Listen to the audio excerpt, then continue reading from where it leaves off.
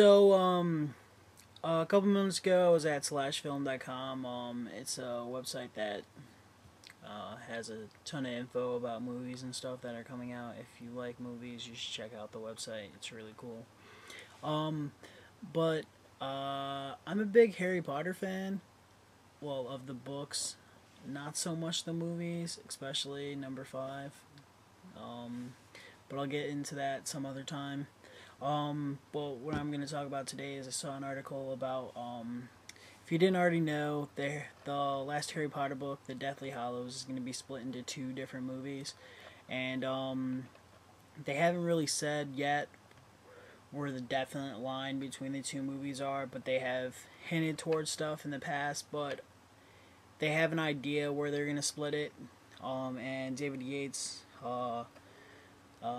told the LA Times, I believe, in an article about the movie and where they're at and stuff. And right now they're at a decent part of the book where something happens and they're snatched. I'm not gonna say too much about it because it's kind of a spoiler. Who cares? If you're a fan of the movies and not the books, you should be, like, if you're a fan of the movies and not the books, you should definitely read the books. And I'm sorry if you haven't read the books and you're getting to that and you watch this. But, so there's these things called the Snatchers. They're out there looking for mudbloods and all this other stuff. I don't want to get into all that kind of stuff. But they get found by this group of Snatchers. And they're being taken to the Malfoy Manor. I just had to think of the name. Sorry about that. But they take them to Malfoy Manor, and that's where they're at. And that's where, before they take them to Malfoy Manor, that's where they think they're going to cut the movie. And I'm not sure that's a good idea. Even David Yates in that article had said that every movie has ended with a death. And, like, when I heard that it was going to be split into two movies, like, before even I heard it was going to be split into movies, I said that my friend and I were having an argument about the fifth book and how she thought the movie was really, really good, and I did not, for whatever reason I've had. But I'd said at that moment, I was like, I will not go see the last movie if it's not two movies. And I'll tell you what, I almost won't go see the one that the Half-Blood Prince, cause it should be split into two parts, and it should be it shouldn't have been split into two parts. It should have been cut off right after. Wait.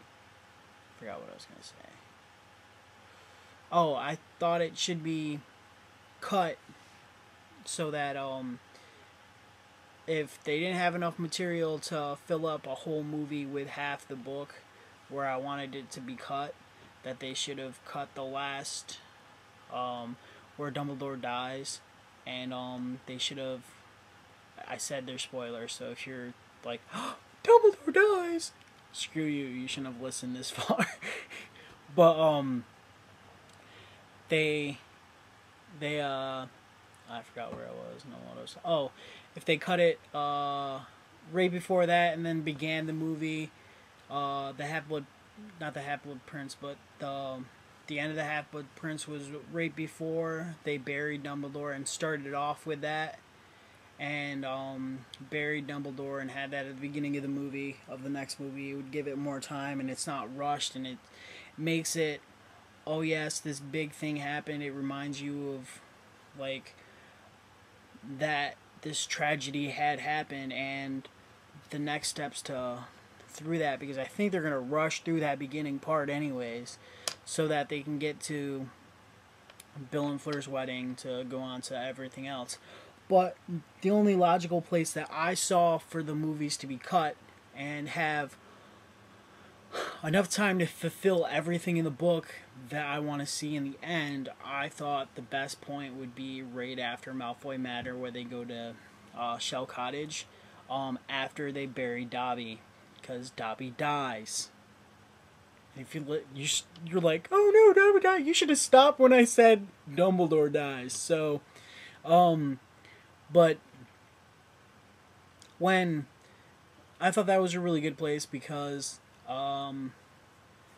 3 out of the 6 movies that are out, well, not exactly, but out of the 6 books, out of the 7 books, 3 of them have deaths at the end.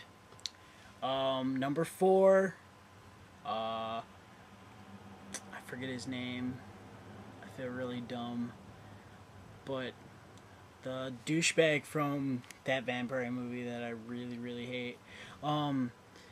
Then Sirius Black in the 5th one, and then Dumbledore in the next. I thought it would be a good place to end, and also a good place to begin, because it would get you into, if they, because they could end it on a cliffhanger, because if you haven't read the books, it would be a good place to have a cliffhanger. That's how I looked at it, is because he's going to either pick Horcruxes or Hollows, and then that could be the title for the second movie would be Harry Potter and the Deathly Hallows, or Horcruxes, or Harry Potter and the Deathly Hallows, Horcruxes, or Hollows, like something like that. And I thought that part would be a good part to start, because it's before the next big thing in the book happens, and it would, because that last part is kind of quick in the book, gets you to the next things that happen, set in motion of where they're going to be at the very end, because they go and they have to get a Horcrux out of Gringotts, and they meet up with a goblin who was in Malfoy Manor, who was snatched with them the same night, and then they get information from him about the breaking into that one thing, and they get information from Ollivander, who was also in the Malfoy Manor's basement. Kind of like, I don't even know why I said kind of like, because those are the 2 parallels, those are the 2 ways they could go. They could either pick to go after the Horcruxes, or it kind of branches off to where Harry's got a big choice to make, and he chooses to go after the Horcruxes. So he goes to find because there's this whole big scene about, I won't go into it, but they head off after the Horcruxes, and then it gets into the battle at Hogwarts, which I want to be big and in-depth and freaking amazing on screen, which I know it can be. They have the right they can do with the graphics, they can do everything that I see possible for the movie into that last bit. This is getting close to 10 minutes, but I just think that would be a great place for it to end the first movie, because I don't see any place else that they could. They want to stop it before Malfoy Manor, but I think they should stop it afterwards, because I think it ending there would overshadow. Well, no, because it would make it a very adventurous beginning, but they don't all have big adventurous beginnings. It always starts off like it used to start off at these places, the Harry's house, and I think that's what they should keep with. My laptop just slid. They should keep up with that, and have it be Shell Cottage, where he takes refuge in it. Like, it should always begin where he's safe, not where he's in peril. And they still can leave with a cliffhanger, which they want. So I think that's the way it's gonna be. Only time will tell. I think that's the best place to do it, though. Thanks for listening.